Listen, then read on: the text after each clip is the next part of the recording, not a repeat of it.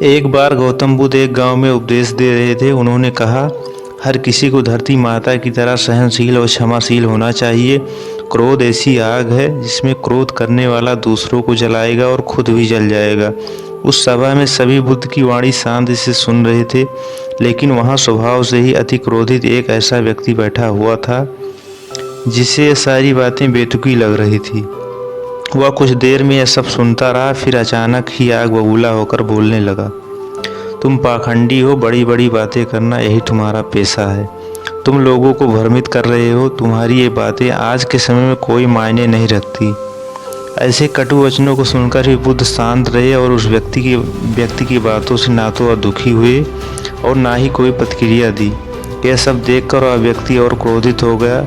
उसने बुद्ध के मुंह पर थूक कर वहाँ से चला गया। अगले दिन उस व्यक्ति का क्रोध शांत हुआ तो उसे अपनी गलती का एहसास हुआ और वह पछतावे की आग में जलने लगा।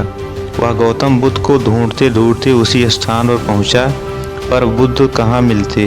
वह तो अपने शिष्यों के साथ पास के दूसरे गांव जा चुके थे। व्यक्ति ने बुद्ध के बारे में लोगों से पूछा और ढूंढते ढूंढते जहाँ बुद्ध प्रवचन दे रहे थे वहाँ पहुँच गया।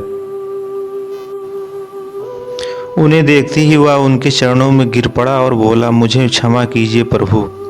बुद्ध ने पूछा, कौन हो भाई, तुम्हें क्या हुआ है, क्यों क्षमा मांग रहे हो? उस आदमी ने कहा, मैं वही आदमी हूँ जिसने कल आपके साथ बहुत बुरा व्यवहार किया था। मैं शर्मिंदा हूँ, आपसे क्षमा मांगने आया हूँ। भगवान बुद्ध ने प्रेम पूर्वक कहा, बीता हुआ कल तो मैं वहीं छोड़कर आ गया और तुम अभी भी वहीं अटके हुए हो। तुम्हें अपनी गलती का आभास हो गया, तुमने पश्चाताप कर लिया, तुम निर्मल हो चुकी हो।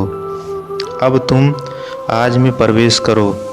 बुरी बातें और बुरी घटनाएं याद करते रहने से वर्तमान और भविष्य दोनों बिगड़ते जाते हैं। बीते हुए कल के कारण आज को मत बिगाड़ो। भगवान बुद्ध की बातों को सुनकर उस व्यक्ति का सारा बोझ उतर गया। उसने भगवान बुद्ध के चरणों में पड़कर क्रोध त्याग दिया।